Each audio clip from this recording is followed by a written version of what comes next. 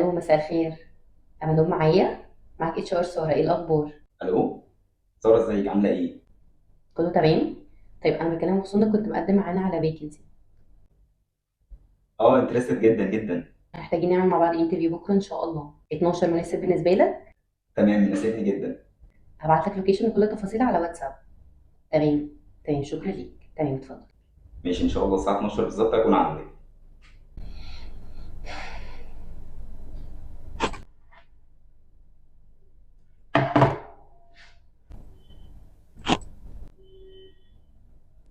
الو.